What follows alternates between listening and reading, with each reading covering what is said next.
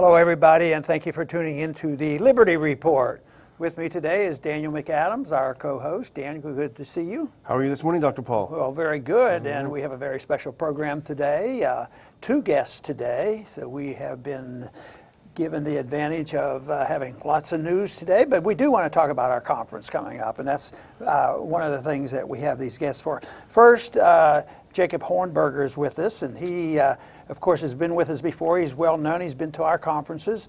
We've been to his, and he's an expert on foreign policy, and he will be joining us in Charleston on the conference that we're having, and that's on the 29th of April. And in his previous life, he was an attorney and a trial lawyer at that. So, but we still trust him because he sort of knows about economics, and that is good, and civil liberties, of course. So, Jacob, welcome to our program today. Oh, it's great to be back with you guys, and it's a real honor to be doing this conference with you. We are very excited about it. Okay, great. And I want to introduce our other guest today, and that's Richard Ebeling, who's a close associate and has worked with Bumper for a good many years. But he's a professor, and he's a PhD in economics. And I don't know exactly who did his teaching, but I know he knows something about Austrian economics, and that's what is important. Richard, welcome to our program today.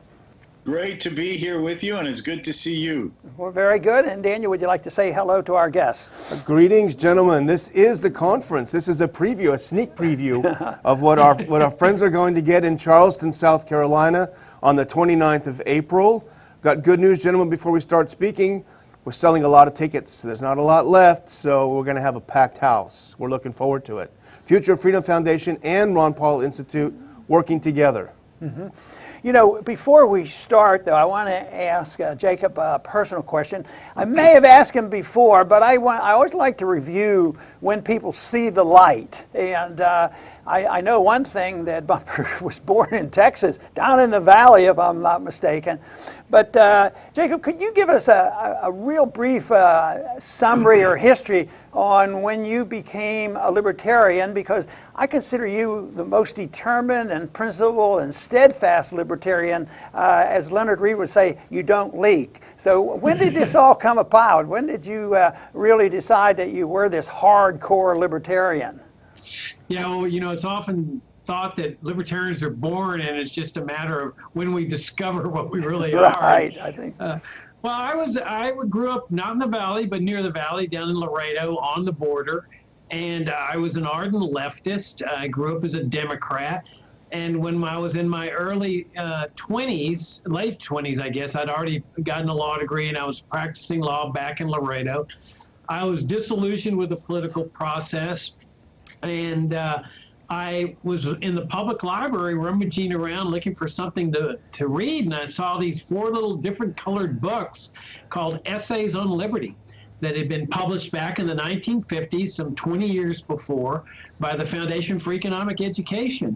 And I started thumbing through them, and they were just a collection of hardcore, pure, no-compromise libertarian essays by the likes of Leonard Reed, Ludwig von Mises, Frank Shodoroff, Baldy Harper, and they changed the course of my life, those little essays. And I later learned that FEE, as we call it, was still in existence. I went up there, I met Leonard Reed, and ultimately went to work at FEE, gave up the law practice, and then started FFF in 1989. Well, you know, I think you hinted something that I've frequently said. I think we are all born libertarians. I think it gets knocked out of us because we're exposed to all the anti-people in the media and in government and in our educational system, and then we rediscover it.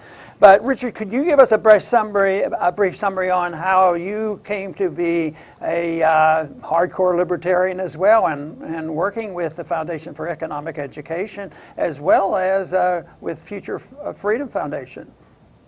Well, actually, Dr. Paul, it all began the day I was born. There you go. Grabbed by my little feet, turned me upside down, slapped my behind, and I shouted out. And at that moment, I realized 2 things. The fundamental idea of Austrian economics, man acts, and the second one that came to mind is that of the non-aggression axiom. The doctor slapped my little butt without my permission. The rest is history. But perhaps a little bit more seriously, I got interested in these ideas actually when I was a teenager, about 15 or 16 years old. In my case, I first came across the writings of Ayn Rand. But anyone, and I started with her nonfiction work, not her novels, like the Capitalism, the Unknown Ideal. And I started following the footnote references. So who was there? Henry Hazlitt, Ludwig von Mises, Leonard Read, Frederick Bastiat. And that, of course, then led me to discover the Freeman magazine put out by the Foundation for Economic Education. I corresponded with them. I then got in touch with the Institute for Humane Studies, which was run by Baldy Harper, who had worked with Leonard Read at FEE. And so then that spread my ideas out. Now, I went and got my economics degrees, and I ended up teaching at the University of Dallas in Texas for 4 years, which is actually during the time when you and I first met. But in Dallas, I met Jacob, who was looking for a tutor in Mises's Human Action. And so we started doing these sessions. And the upshot of that, he went to FEE. But shortly after that, a few years later, he decided to found the foundation, the Future Freedom Foundation. And Jacob asked me at that time if I would serve as the vice president for academic affairs of FFF, and then the rest is history. Very good. I have one comment, and then Daniel has a question. But my one comment is to you, Richard. I delivered approximately 4,000 babies. I never slapped anybody. So I don't know why they did all that slapping around, and you were a victim, Daniel. Well, That's because you were a libertarian doctor. Yeah, there you go. well, as we started out saying, we are having a conference next month, and you might ask, well, why do we need to get together and talk about non-interventionism? I guess that's a ridiculous question.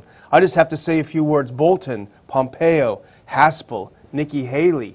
We have the neocons consolidating power. We have people who want war with Iran. John Bolton published an article not long ago, hey, it's time to attack North Korea. So I think it's self-evident, but maybe, Jacob, I know this was your idea first to get together and try to do this together. What's going through your head? What can people expect when they come visit us next month?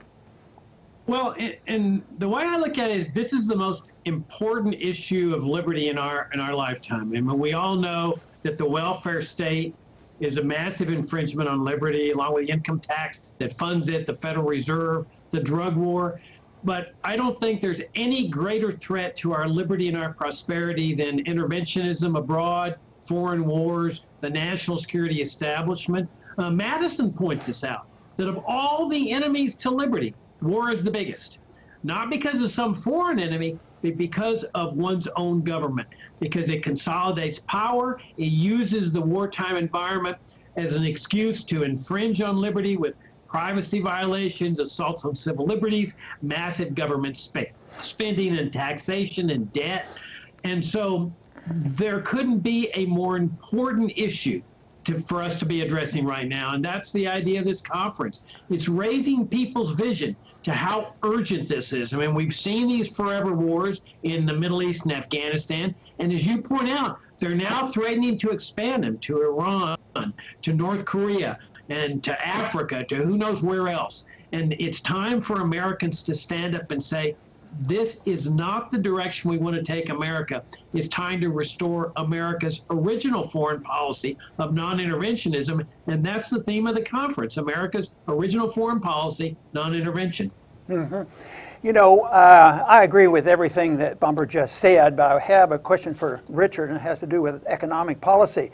And over the years, I've talked a lot about monetary policy, and I got interested in politics to speak out mainly because I was interested in the tragedy of the 1970s with the breakdown of Bretton Woods and the more power given to the Federal Reserve. But I've made this statement, I want you to make a comment on this, Richard, is that, yes, war is a big deal, and I agree with bumper. And of course, the welfare is a big deal. But in many ways, I think if there was not this horrendous corruption in the monetary system where credit can be created out of thin air, because they're really the financiers and they're really the taxers who allow this system to go on a lot longer than it would under the conditions of a sound currency. I'd like you to make a comment on that if you would. Yes, I think that you're absolutely right. It would be very difficult for governments to undertake foreign interventions, that is, military adventures abroad, that have nothing to do with the legitimate defense of Americans and their property at home. If they did not have the capacity, particularly in this post-World War II era since 1945, to have absolute discretionary ability to fund government deficits. If the government was undertaking not only the domestic welfare state entitlement programs, but complementary in conjunction with that, the foreign adventures and the military budgets that involves, and had to tax the population dollar for dollar, that these military adventures and bases and armament programs cost, it would make the American people much more knowledgeable and aware of what militarism and American empire is costing them as private citizens. But the fact that they can run huge budget deficits, $500 billion, now $1 trillion, and able to fund this with all borrowed money that ultimately gets, in one way or another, created out of thin air by the Federal Reserve, it creates the illusion that people can have something for nothing. Oh, we don't have it. We can have the government play this big global policeman with all of those negative effects that we would consider negative, and it's really not costing us very much. My tax burden is this, and of course they're borrowing all this money. We have over $20 trillion in debt, but that's someone else's problem in the future. Those future taxes will come from some other person's income and wealth, and in many cases, long after the current citizenry are passed away. But it will burden their children and their grandchildren. Mm-hmm. They're shifting the cost of global policemen to the shoulders, to a great extent, of future generations, to create the false impression that it's not costing the Americans in money, in wealth, and productivity as much as the reality is. Yeah, not only is that bad economic policy, it's bad morality as well, Daniel. Absolutely. It is ironic, though, because this robust foreign policy, which we call interventionism, it's portrayed at home. First of all, the costs are hidden, and this is one thing we focus so much on in the show. The average American does not know how this is destroying his personal economy and the national economy. But it's ironic that this is portrayed as something very macho, very powerful, when in fact it's making our country very weak and eventually very powerless. But I wanted to ask Jacob something, and I know you've spoken at our conferences before. You're always a huge draw. People love hearing you. And I'm not putting you on the spot because I know you address this, but I want you to talk to the people that they're thinking about going this, but what can we do? Why should we bother coming out? What's the point of getting together to listen to these guys talk about this? What would you say to those people, and what can they expect to take away from getting together with a couple of hundred people in Charleston next month? This is where change happens. I mean, this is the reason why totalitarian dictators will not permit these types of conferences to take place in their countries. I mean, you won't see this kind of conference in China, not even in Russia now, it seems, certainly not in North Korea. Why? Because even though a government has total power over the citizenry, it knows the power of ideas on liberty. That ideas on liberty can influence the way a person thinks, and then that person shares his perspectives with someone else, and all of a sudden you have this new public opinion that's being sweeping across the country, that's going from person to person, email to email, article to article, and circumventing the mainstream press, the public, the government sector, and all of a sudden, this is what brings paradigm shifts to a society. And it's all done through the power of ideas. I mean, all four of us believe in ideas. If we didn't, we wouldn't be doing these shows. We wouldn't be doing this website. We wouldn't be doing this conference.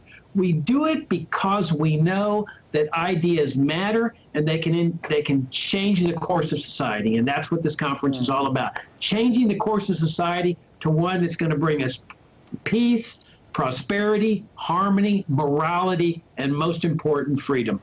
You know, along that line, when I get involved in these subjects, I remember two things. One is that liberty shouldn't be defined as group rights. You know, you belong to a group and you have the right to do this or that. I think we should remind people that liberty is individual. Individuals have liberty, and that narrows the problems down, and it gets rid of all the discrimination. If everybody has their liberty because they're an individual.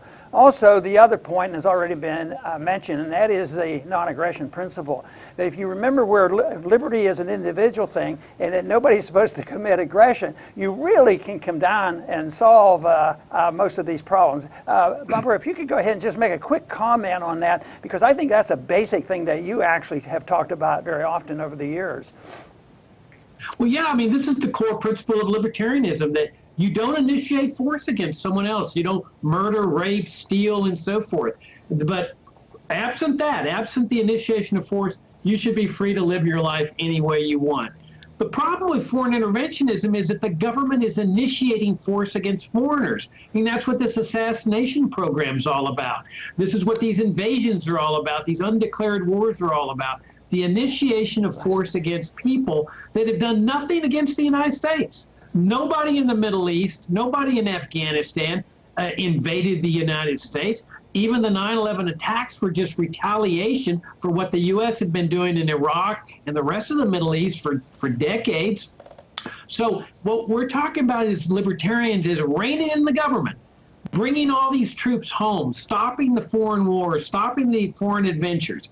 People say, oh, that's isolationism. On the contrary, it's reining in the government. It's making the government a limited government republic, which was the type of government that America was founded on, and then liberating the American people to travel and trade and interact with the people of the world. Get rid of the sanctions, the embargoes, all the tariffs, the trade restrictions.